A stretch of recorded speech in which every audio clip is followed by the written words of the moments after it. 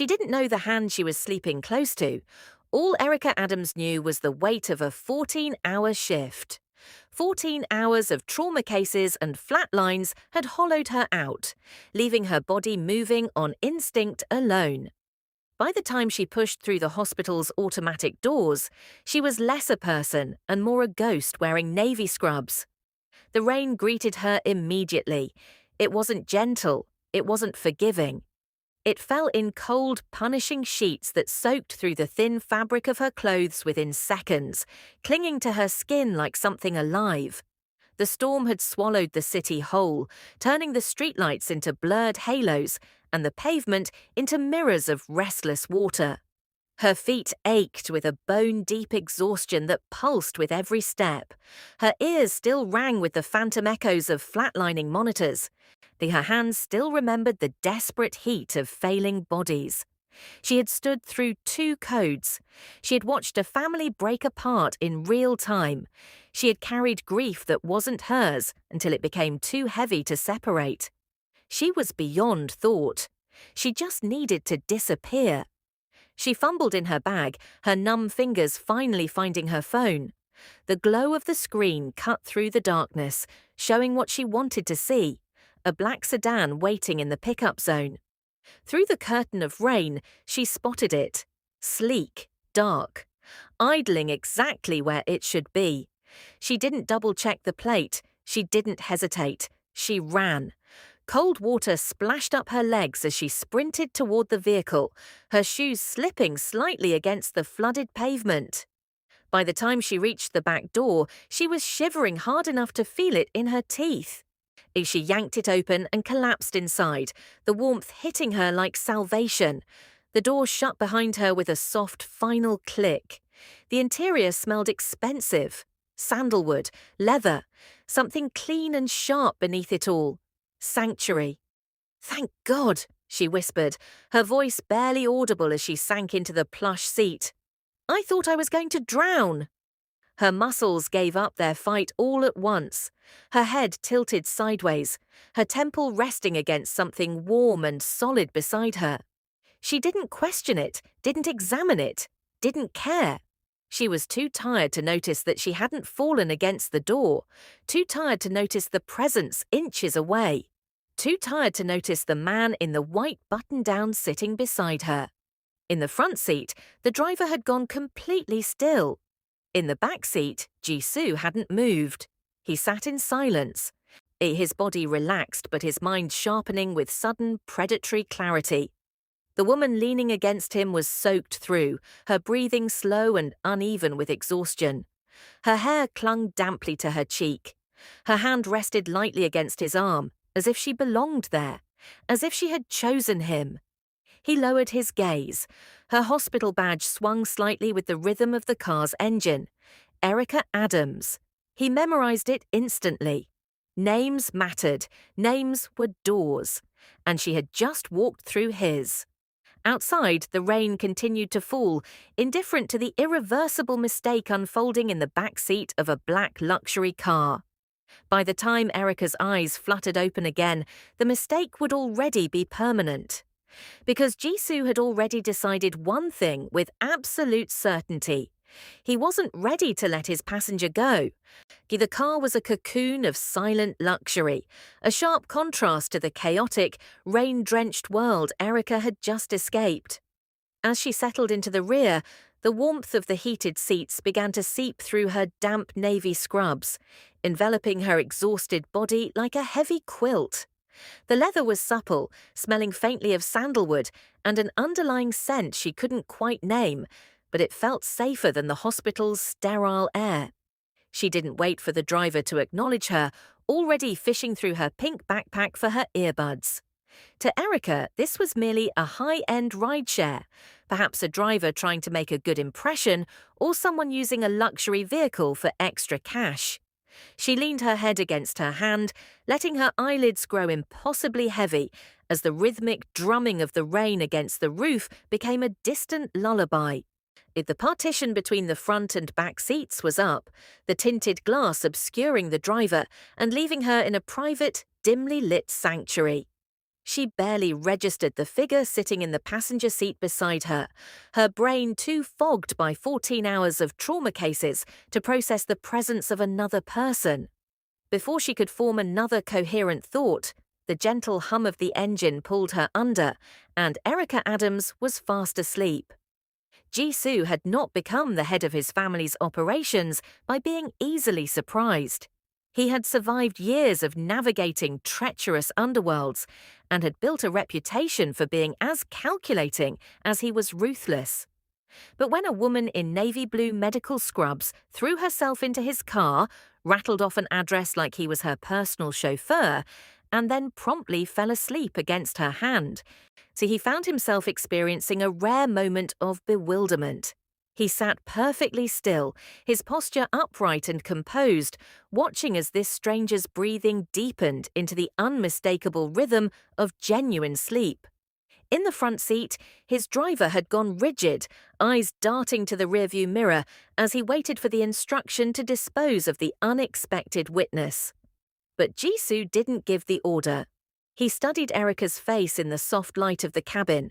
She was young, her hair pulled back in a practical ponytail, with dark circles under her eyes that spoke of an exhaustion far deeper than a single bad day. A hospital ID badge was clipped to her scrubs, confirming she was a nurse, not a threat, just a tired woman who had made a very unfortunate mistake. "Drive," Ji Soo said quietly, his Korean crisp and his eyes never leaving her peaceful face. "Just drive around the block." He needed time to assess this absurdity. He had been waiting for a contact to deliver sensitive information, a man who was now late, yet he found he wasn't angry. There was something almost refreshing about being treated like an ordinary person, even if it was only because this woman had no idea who he was. For the first time in years, Ji Soo felt a flicker of curiosity about someone who wasn't an asset to exploit or a threat to be feared. The car glided through the rain-slicked streets of the city, the engine a low, predatory hum that barely penetrated the silence of the cabin. Ji Soo sat motionless, his sharp profile illuminated intermittently by the passing amber glow of streetlights. Beside him, Erika remained lost to the world, and her head lolling slightly toward her shoulder as her breathing became a deep, rhythmic sigh. Ji Soo's gaze drifted from the window to the woman who had so recklessly invaded his space. In his world, people didn't make mistakes, they made moves. Every action was calculated, every intrusion a potential threat. Instinctively, his right hand began to slide toward the waistband of his trousers, fingers reaching for the cold, textured grip of the handgun concealed there. He had been expecting a contact, perhaps a double cross, and the sudden weight in the back seat should have been met with immediate, lethal force. But as his hand drew closer to the weapon, his fingers froze. He didn't draw the gun. Instead, he found himself captivated by the sheer vulnerability of the woman beside him. In the soft, dim light of the interior, and the dark circles under Erika's eyes were stark against her skin, bruise-like shadows that spoke of exhaustion he recognized, though it came from a vastly different life. She wasn't an assassin, nor a spy. She was a woman who had spent her day in the trenches of human suffering, her navy scrubs wrinkled and stained with the salt of sweat and the residue of the hospital. He watched the way her natural hair had escaped its neat tie, a few soft curls framing a face that was, in sleep, entirely devoid of the guardedness most people wore when they looked at him. There was a profound honesty in her tiredness. It was a bone-deep weariness that made her move with the heavy, uncoordinated grace of a child. Ji Soo slowly retracted his hand from his weapon, resting his palm instead on his knee. He felt a strange, alien sensation, not pity, but a flicker of respect. He lived in a world where power was taken and held through fear. Yet here was a woman who held power over life and death with nothing but her hands and a stethoscope. In the front seat, the driver's eyes remained fixed on the rearview mirror, his body a coiled spring. He waited for a nod, a gesture, the slightest signal to pull over and neutralize the situation. But Ji Soo remained still, his expression unreadable. He reached out, his hand hovering for a fraction of a second near Erika's shoulder, as if tempted to feel the warmth of the life he was choosing to spare. He pulled back before he touched her, a faint, ghost-like smile touching his lips. "She is not the one we are waiting for," Ji Soo whispered in Korean, his voice a low vibration that didn't disturb the sleeper. "Let her rest, for now, and the city can wait." The driver nodded, the tension in his shoulders dropping only slightly as he steered the heavy BMW back into the flow of traffic. Ji Soo leaned back into the shadows, his eyes never leaving Erika. He was a man who usually saw people as pieces on a board, but for the first time in a long time, he was content to simply be a witness to a stranger's peace. The BMW moved through the city like a silent ghost, its tires cutting through the standing water with a muted hiss. Inside the cabin, the world was reduced to the soft hum of the climate control and the steady, peaceful breathing of the woman beside Ji Soo. For Erika, the outside world, the sirens, the monitors, the relentless demands of the trauma ward had ceased to exist. She was anchored in a rare, heavy sleep, her head occasionally bobbing with the gentle motion of the car, her pink backpack a bright, innocent contrast against the stark black leather. Ji Soo watched the city lights smear across the tinted windows in long neon streaks of blue and gold. Beside him, his encrypted phone vibrated against the console. The screen lit up with a name he knew well, an associate from the docks, likely calling about the delayed shipment, or the contact who had failed to show. It was a call that involved millions of dollars and the delicate balance of power in the district. He didn't pick it up. He didn't even glance at the message that followed. With a single, fluid motion of his thumb, he flipped the device face down, plunging the car back into its dim, meditative shadows. In the front seat, the driver's eyes caught the movement in the mirror. And he was confused. Ji Soo lived by the clock. Every second of his day was usually accounted for with lethal precision. To ignore a direct line during a transition period was unthinkable. Yet, the man in the back seat remained still, his attention fixed not on his empire, but on the way the light caught the edge of Erika's jaw. "Sir," the driver murmured, his voice barely audible over the rain.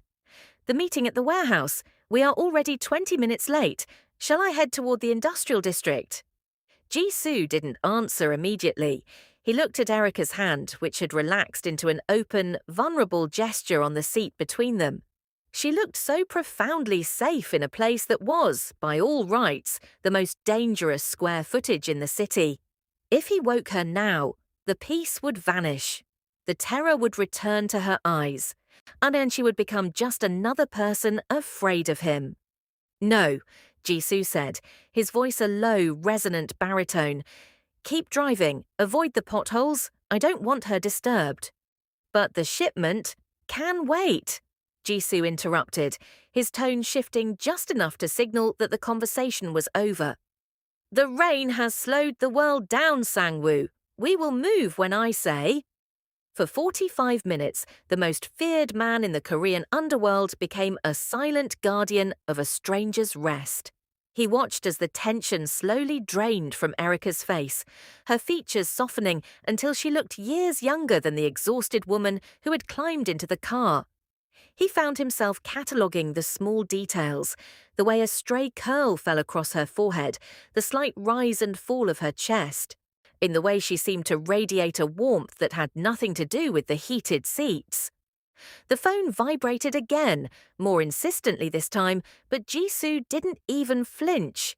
He simply sat in the quiet, savouring a moment of stillness that his life rarely afforded him. In this small mobile sanctuary, he wasn't a boss, a target, or a monster. He was simply a man sitting next to a woman who was, for the first time in her long day, finally at peace. The transition from the deep velvet darkness of sleep to the sharp reality of the waking world was violent. It started with a jolt, the car hitting a minor dip in the road, and suddenly the heavy fog in Erika's mind cleared. Her eyes snapped open, but for a disorienting second, she didn't know where she was. The air was too still, the scent of sandalwood too expensive, and the seat beneath her far too comfortable for the budget rideshare she had summoned. Memory flooded back in a cold rush. The rain, the 14-hour shift, the black car.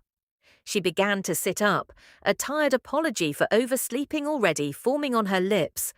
But the words died in her throat as her gaze shifted to the right. There, barely 2 feet away, sat a man who was most certainly not a driver. Erika jerked upright, her heart performing a painful somersault against her ribs. An adrenaline, sharp and stinging, flooded her system, incinerating the last remnants of her exhaustion. The man was leaning back, his profile silhouetted against the passing street lamps. He was dressed in a crisp white button-down that looked like it cost more than her monthly rent, his dark hair perfectly styled, despite the humidity outside. He wasn't looking at a GPS or a phone, he was looking at her. "You're awake," he said. His voice was a low, resonant baritone that vibrated through the small space, smooth as silk, but with the unmistakable edge of cold steel. Erika scrambled toward the door, her fingers fumbling blindly for the handle. I'm so sorry. I thought this was my... She pulled at the lever, but it didn't budge. The child's safety locks were engaged. The realization sent a fresh wave of terror through her. She turned back to him, her breath coming in shallow, jagged gasps, her navy scrubs crinkling as she pressed her back against the door. "The doors are locked," she whispered, her voice trembling. "Who are you? Where are you taking me?" The man didn't move. He didn't reach for her, nor did he look surprised by her panic. He simply shifted his weight, crossing one leg over the other with a grace that suggested he was a king surveying his domain. In the dim light, Erika caught the glint of a heavy watch on his wrist and the way his eyes, sharp, observant, and unnervingly calm, seemed to take in every detail of her fear. "You entered my vehicle, Erika Adams," he said, his gaze dropping briefly to the plastic ID badge clipped to her chest before returning to her eyes. The sound of her name coming from a stranger's lips made her blood run cold. If she had been asleep for nearly an hour, vulnerable and unconscious, while this man sat beside her, reading her name, watching her breathe, and perhaps deciding what to do with her. The gentle smile she might have imagined in a dream was nowhere to be found. In its place was the terrifying composure of a predator who had found something curious in his path. "I made a mistake," she managed to choke out, her hand still white-knuckled on the useless door handle. "Please, just let me out. I won't say anything to anyone." "A mistake," he repeated softly, as if weighing the word. He finally turned his head fully toward her, the shadows of the rain-streaked window dancing across his face. "Most people do not survive making mistakes where I am concerned. You are lucky I found your exhaustion. Intriguing." The silence following his words was heavy, suffocating Erika more than the locked doors ever could. She stared at him, her chest heaving, trying to find a flicker of the gentle and attentive man she thought she'd seen in the haze of her awakening. Instead, she found a wall of composure. Ji Soo sat with his hands folded loosely in his lap, the white fabric of his shirt glowing starkly against the dark leather, looking every bit the sovereign of this mobile kingdom. "How do you know my name?" she asked, her voice cracking. "Did you look through my bag?" Ji Soo tilted his head, a ghost of a smile playing on his lips, one that didn't reach his eyes. "I didn't have to. Your badge was quite visible, Nurse Adams. You were so deeply asleep you wouldn't have noticed if I'd taken your pulse." He paused, and his gaze dropping to her trembling hands. "It's impressive, really. To work 14 hours in the trauma ward, saving lives while the rest of the city sleeps, only to walk into a stranger's car without a second glance. You are either very dedicated or incredibly reckless." "I was tired," she snapped, a spark of her professional steel momentarily overriding her fear. "I made a mistake. Please just pull over, I'll get out here." "We are already halfway to the corner of Maple Street," Ji Soo said smoothly. The apartment complex with the red brick facade, 3rd floor, isn't it? Erika felt the blood drain from her face. A cold shiver that had nothing to do with her damp scrubs raced down her spine. You searched my address. Why? In my world, Erika, knowing who enters my space isn't a choice, it's a necessity, he replied. In his voice was like velvet over steel, soothing in its cadence but lethal in its implication. When a woman falls asleep on my shoulder, I need to know if she is a gift from my enemies or simply a girl who doesn't know how to check a license plate. I'm not a gift, I'm just a nurse, she whispered, her eyes darting to the partition. I don't know who you are. I don't want to know. Ji Soo leaned forward slightly, entering her personal space. The scent of sandalwood intensified, intoxicating and dangerous. That is the first wise thing you've said tonight. Not knowing me is a luxury few people in this city can afford. He watched her for a long beat, his dark eyes tracing the lines of fatigue still etched into her features. You spend your life fixing people, don't you? Patching up the holes that men like me leave behind. The car slowed as it turned onto her street, the familiar glow of the street lamps near her apartment complex casting flickering shadows across the cabin. Erika felt a desperate surge of hope, though it was tempered by the realization that this man now knew exactly where she slept. I fix whoever comes through the doors, she said, her voice steadier now. A noble, if exhausting pursuit, Ji Soo remarked. He signaled to the driver, and the BMW drifted to a stop directly in front of her building. The locks clicked open, a sharp mechanical sound that felt like a release of breath. Go home, Erika. Dry your hair. Sleep in a bed that doesn't belong to a stranger. She didn't need to be told twice. She grabbed her pink backpack, her fingers shaking as she pulled the handle. But before she could step out into the rain, his voice stopped her one last time. Be more careful, Nurse Adams, he warned softly. The next car you climb into might not be driven by someone who finds your exhaustion quite so charming. Erika didn't look back as the heavy door of the BMW clicked shut behind her. She moved with a frantic, uncoordinated speed, her wet sneakers squeaking against the pavement as she fumbled for her keys. The rain was still falling, but she barely felt the cold now. The heat of the adrenaline coursing through her veins was enough to keep her moving. She practically threw herself into the lobby of her apartment building, her breath coming in ragged white plumes in the chilly night air.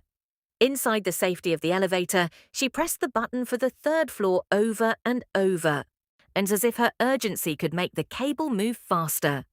When the doors finally opened, she sprinted to her apartment, turned the lock, and slid the deadbolt into place with a definitive, metallic thud. Only then did she sink against the wood, her heart hammering against her ribs like a trapped bird. The silence of her apartment felt different tonight. It felt fragile.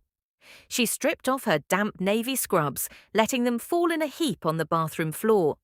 Standing under the shower, she turned the water up until it was almost scalding, trying to wash away the scent of sandalwood and the lingering sensation of the heated leather seats. She scrubbed her skin until it was pink, desperate to erase the feeling of being watched, of being catalogued by a man whose voice felt like a dark secret. It was just the exhaustion, she whispered to the tiled walls, her voice muffled by the steam.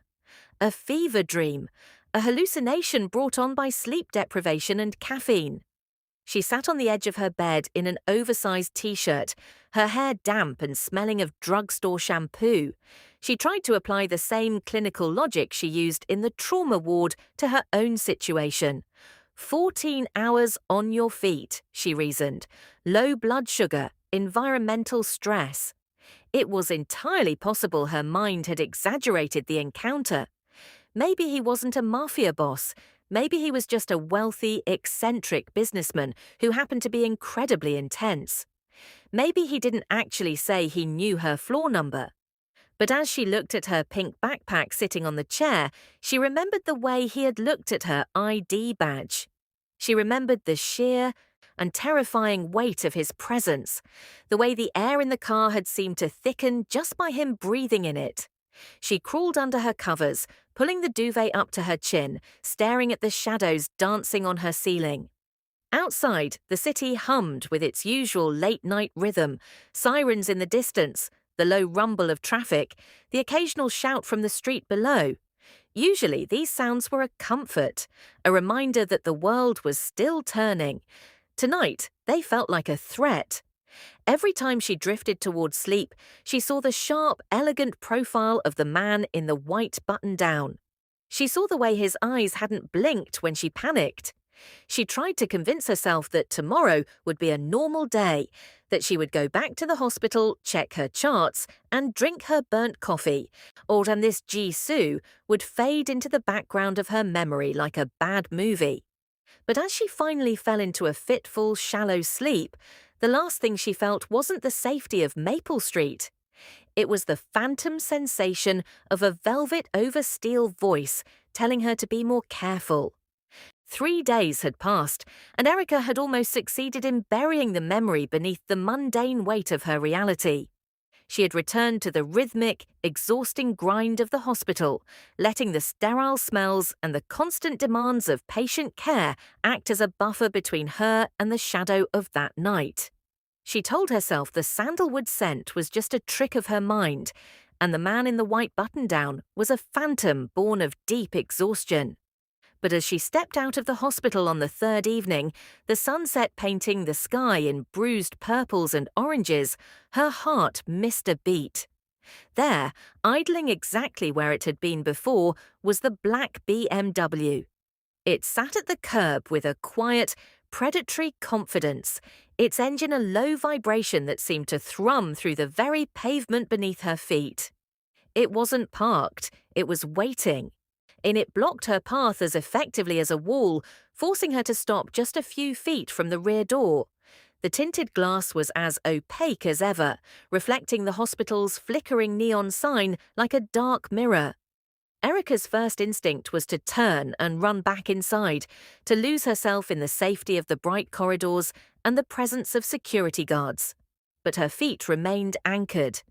A strange magnetic tension held her in place.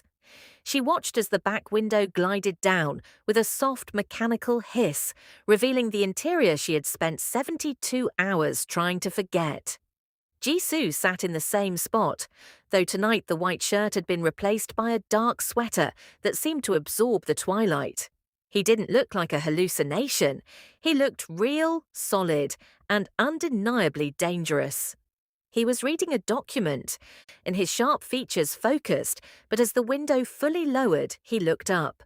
His dark eyes locked onto hers with a precision that made her feel as though she were the only person left in the city. "You're late, Nurse Adams," he said, his voice as smooth as the leather seats behind him.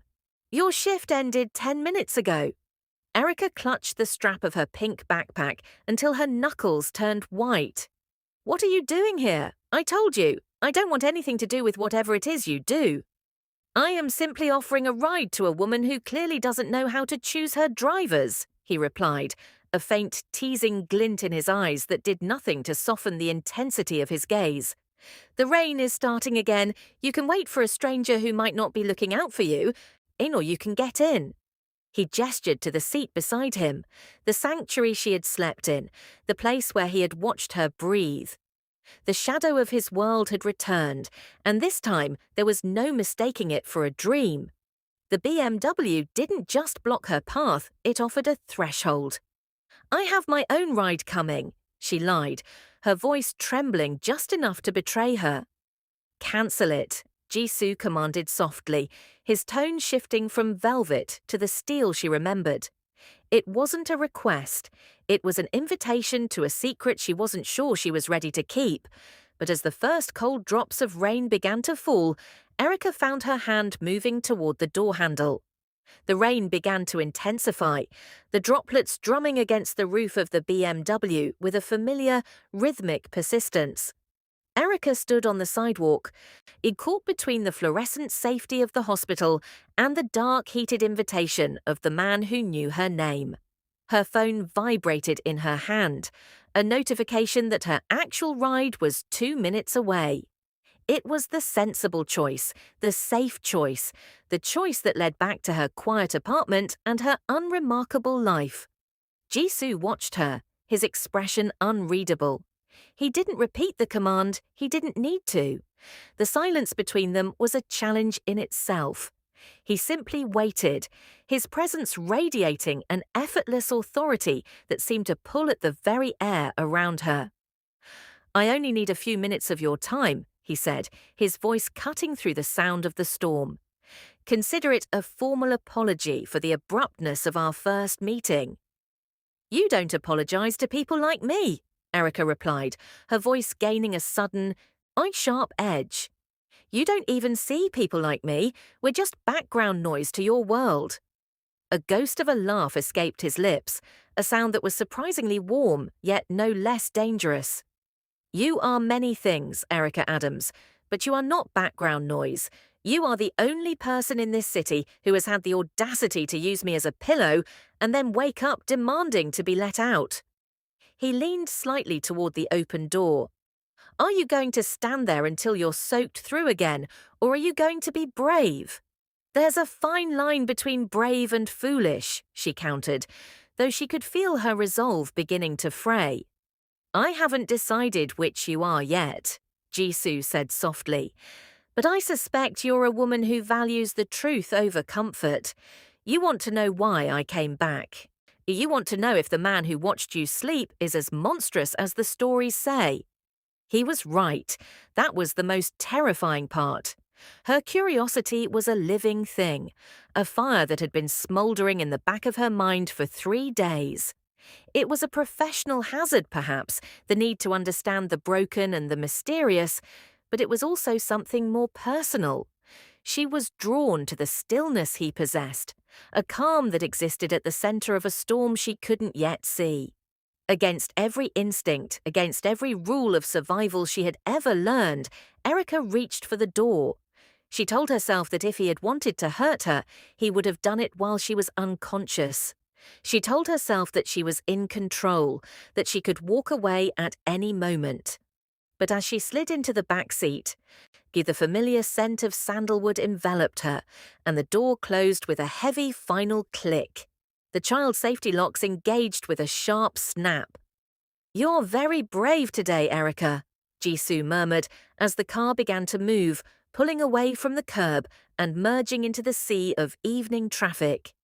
Erika stared at her reflection in the tinted glass, her heart hammering a frantic rhythm against her ribs.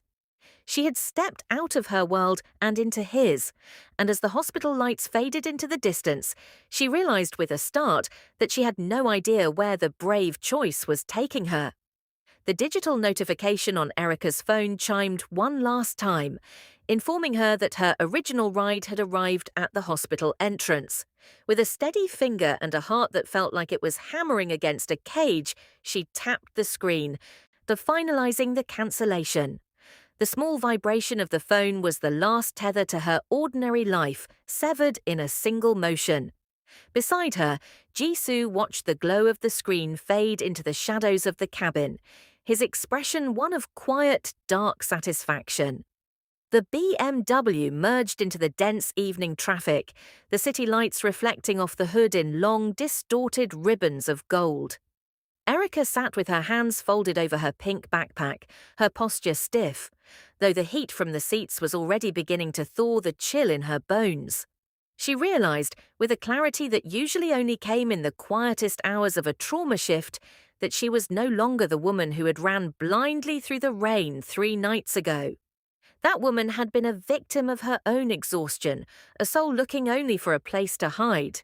The woman sitting here now was awake, her senses sharpened by a danger she had chosen to face. "You look different tonight, Erika," Ji Soo said, his voice dropping into that low, intimate register that made the small space feel even smaller. He didn't look at her. He was watching the raindrops race across the tinted glass, but his attention was entirely hers. "The first time, you were a ghost in my car. Tonight, you are a presence." "I'm just a nurse who has stopped pretending she isn't terrified," she replied, her voice surprisingly firm. She turned her head to look at him, meeting the gaze that had haunted her dreams. Why me? You have an empire to run. You have people who fear you. Why spend 3 days thinking about a nurse who made a wrong turn? Ji Soo finally turned to her, the passing street lamps illuminating the sharp, unelegant lines of his face. For a moment, the predator mask slipped, revealing a flicker of something raw and ancient. Because in my world, everyone wants something from me. They want my power, my money, or my blood. But you fell asleep on me because you were tired. You saw a man where everyone else sees a monster. He leaned in closer, the scent of sandalwood now a permanent marker of this new reality. I find I am not ready to return to being just a monster. Erika looked out the window as they bypassed the turn for Maple Street. She didn't ask where they were going. She didn't demand to be let out. The iron will she had used to survive 14-hour shifts was now being redirected toward a different kind of endurance. She was stepping into a dangerous secret, in a world of velvet and steel where the rules of the hospital no longer applied. As the car accelerated away from the familiar grid of her neighborhood and toward the shimmering high-rise silhouettes of the inner city, Erika felt a strange sense of liberation. The rain was still hammering against the pavement outside, relentless and unforgiving, but for the first time in her life, she wasn't running from the storm. She was riding at its center, sitting beside the man who controlled the thunder. The door had clicked shut, the secret had been shared, and as the BMW disappeared into the dark heart of the city, Erika Adams knew there was no turning back.